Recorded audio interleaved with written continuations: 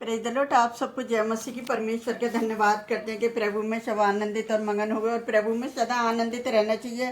प्रभु में हमेशा खुश रहना चाहिए, क्योंकि यीशु मसीह ने हमारे लिए अपने आप को बलिदान कर दिया और अपना जीवन हमारे लिए बलिदान इसलिए करा कि हम प्रभु को की स्तुति आराधना प्रशंसा कर सकें और उसे हम खुश रह सकें। तो आइए हम वचन से जानेंगे। आज का हम वचन पढ़ेंगे प्रेरितों के काम 2:23। कोई पढ़ेगा इस वचन को? उसी यीशु को जो परमेश्वर की ठहराई हुई योजना और पूर्व ज्ञान के अनुसार पकड़वाया गया, तुमने अधर्मियों के हाथ से क्रूस पर चढ़वाकर मार डाला।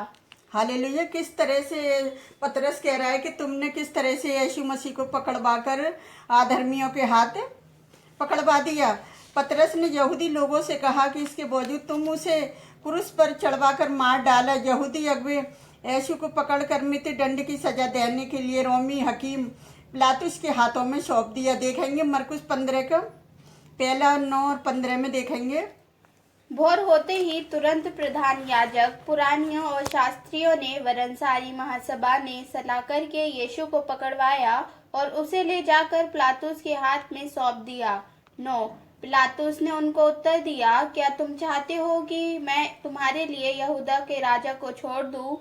15 तब पिलातुस ने भीड़ को प्रसन्न करने की इच्छा से अरब्बा को उनके लिए छोड़ दिया और यीशु को कोड़े लगवा कर सौंप दिया कि क्रूस पर चढ़ाया जाए। किस तरह से यीशु मसीह को पिलातुस के हाथों में सौंपा गया।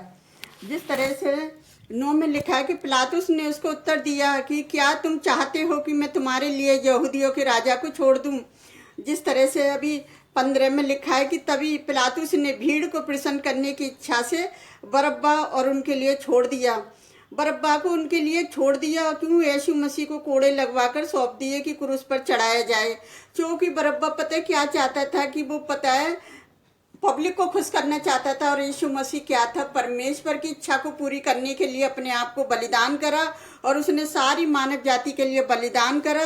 यहूदी लोगों ने यीशु को दुष्ट लोग अर्थात रोमी लोग, जिन्हें यहूदी लोग दुष्ट या अधर्मी समझते थे, वे उनकी मदद से मरवा डाला। और रोमी लोगों को दुष्ट या अधर्मी इसलिए समझते हैं क्योंकि वे एक सच्चे परमेश्वर की आराधना नहीं करते, उसकी व्यवस्था का पालन नहीं करते। जैसे विरोधी लोग हैं, आज भी परमेश्वर की आज्ञा का पालन नहीं करते। यीशु केवल सामान्य रूप से ही मृतक नहीं सही, उसने अपने परमेश्वर के उद्देश्य के और पूरे ज्ञान के अनुसार भी उसने अपने प्राणों को दिया। परमेश्वर का उद्देश्य है कि यीशु मनुष्य जाति के लिए दुख उठाए और मृतक को सहे। जैसे हम पढ़ेंगे लूका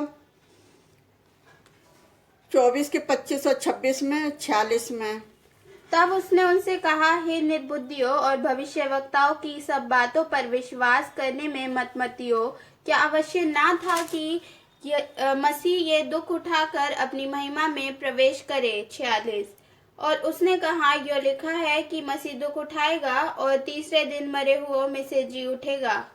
जिस तरह से हमने टिप्पणियों में पढ़ा कि परमेश्वर किस तरह से परमेश्वर के द्वारा यीशु की मृत्यु की पूर्व निर्धारित जिस लोगों ने यीशु के प्राण लिए वे अभी तक मृत्यु के अपराधी ठहरे हुए हैं, और दुष्ट लोग यीशु को मृत्युदंड दिया था, लेकिन अंत में परमेश्वर ने यीशु को मृतकों में से जीवित करके न्याय दंड उनके ऊपर उल्टा पलट दिया। आज भी ऐसा ही हो रहा है। आज लोग यही कर रहे हैं कि यीशु मसीह के लोगों को किस तरह से सता रहे हैं, किस तरह से यीशु मसीह को, जिस तरह से हमने वचन में पढ़ा कि परमेश्वर किस तरह से हम वचनों के द्वारा बातचीत करता है कि प्रेत काल में जब भोर होते ही यहूदी अगुवाओं ने निर्णय लिया कि रात के समय में उन्हें यीशु को परमेश्वर की निंदा करने के लिए उसे मृत्युदंड का दोषी ठहराया।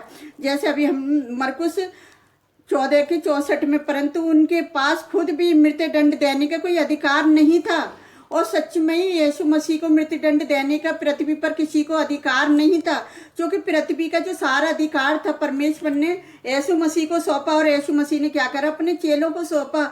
आज वही जैसे हम 10-9 और 11 में पढ़ेंगे 15 के में, पिलातुस ने यीशु में कोई अपराध ना पाकर उसे मुक्ति करना चाहता था। लूका 23:20 में पिलातुस जानता था कि यीशु की लोकप्रियता से क्या होता था कि लोग जलन करते थे और यहूदी अगुवे उसे मार डालना चाहते थे। जैसे पद 10 में पिलातुस ने सोच लिया कि यदि यीशु को वह छोड़ देगा तो वह साधारण यहूदियों की भीड़ को खुश करेगा, लेकिन उसने ऐसा सोचा कि समान लोगों को मुक्त किया जाने वाले कैदी को चुनाव करना है, और उसने अनुमति देकर उसने क्या करा, उन्हें खुश कर सकता था, लेकिन उसने क्या करा कि यीशु मसीह को, पब्लिक को खुश करने की जगह यीशु मसीह को कोड़े लगवाने के लिए कि ये मैं यीशु मसीह को कोड़े लगवा कर छोड़ दूंगा और बरअब्बा को क्या करूंगा, मैं पूरी तरह से छोड़ दूंगा उसे, और निर्दोष व्यक्ति को मृत्यु दंड का दोष ठहराने से बच सकता था। इसी प्रकार पिलातुस लोगों को संतुष्ट करना और अपने आप में शुद्ध और स्वच्छ विवेक में रखना सक्षम होगा। वो सोच रहा मैं एकदम सक्षम हूँगा, मैं एकदम अच्छा हूँगा उसमें। जिस तरह से देखेंगे हम 15 में कि यीशु के समय में जिन्हें मृत्यु दंड दिया जाता था उन्हें क्रूस पर चढ़ाने से पहले ही कोड़े लगाए जाते थे। कोड़े जब मारे जाते थे तो कोड़े लगने से के काम पता है क्या होता था कि कुछ लोग मर जाते थे, और यीशु मसीह तो परमेश्वर का पुत्र था, तो उसने 39 कोड़े खाए आपके और मेरे लिए। और इसके पिलातुस को आशा थी कि भीड़ यीशु के कोड़े लगवाकर संतुष्ट हो जाएगी, लेकिन हिट करने पर भी पता है क्या हुआ कि पब्लिक चिल्लाती रही कि यीशु को क्रूस पर चढ़ाया जाए, और ऐसा से ही भीड़ जब यीशु ने के प्राण लेने के लिए अधिक जोर जोर से चिल्लाने लगी।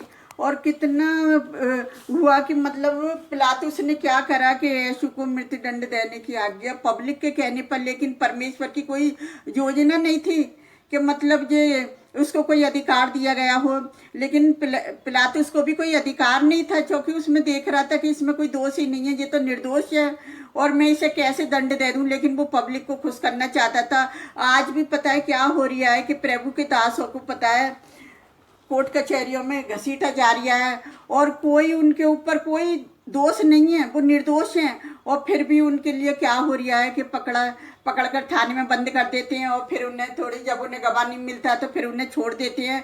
तो ऐसे ही पब्लिक को खुश करने के लिए होता है ये सब कुछ। ये पब्लिक जब सोचती है कि धर्मांतरण का जब आरोप लगाती है तो क्या होता है कि पुलिस वाले भी इन लोगों की इच्छा पूरी कर देते हैं। जिस तरह से पिलातुस उसकी इच्छा, लोगों की इच्छा पूरी करना चाह रहा था, ऐसे ही आज भी वैसा ही हो रहा है। तो मैं परमेश्वर का धन्यवाद करती हूँ कि यीशु मसीह ने किस तरह से हमारे लिए कोड़े खाए कि उसके कोड़े खाने से हम चंगे हो जाएं, उसके लहू के द्वारा हमें शिफा मिले, उसकी सूली की मौत के द्वारा हमें जीवन मिले। तो मेरे प्रिय भाई बहनों, आज जितने लोगों को यीशु मसीह के द्वारा जीवन मिला है वो परमेश्वर से प्रार्थना करें कि प्रभु जी और बहुत सारी आत्माएं बचाई जा सके यीशु के नाम से। आज दुष्ट पता है क्या कर रहा है कि व्यभिचार में, गंदे गंदे पापों में लोगों को डाल लिया है। आज मसीह लोग की प्रार्थना के द्वारा क्या हो रहा है, बहुत सारे लोगों के जीवन बच रहे हैं। तो जो भी वचन हमने बोले इन वचनों को आप बाइबल से पढ़ें और बाइबल से सीखें तो बेहतर होगा। मैं परमेश्वर का धन्यवाद करती हूँ। आइए हम आप सबके लिए प्रार्थना करते हैं।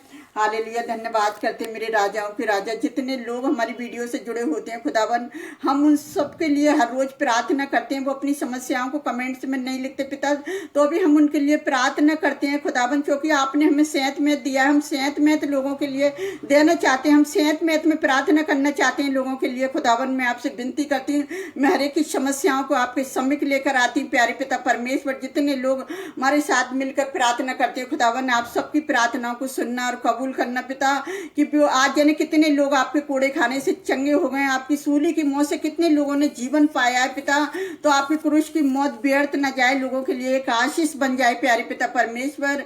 मैं सारा आदर महिमा आपको देती हूँ, मैं सारी कमी घटियों को आपके चरणों में डालती पिता। जितने लोग हमारी वीडियो को लाइक कमेंट सब्सक्राइबर करते हैं खुदावन, उनको भी बड़ी आशीष बरकत देना। जो लोग हमारी वीडियो से नहीं जुड़ते हैं खुदावन, वो भी हमारी वीडियो को लाइक कमेंट सब्सक्राइबर करें पिता, कि आपकी बहुताई से आशीष को पा सके खुदावन। और मैं आपसे क्या मांगूं, आपने तो हमारी मांगने से पहले हमारी छोटी सी प्रार्थना को सुना और कबूल किया, उसके लिए धन्यवाद करती पिता। जो भी मांगते हैं मैं यीशु के पवित्र और सामर्थी नाम पर आमीन। प्रभु आप सबको बहुताई से आशीष दे।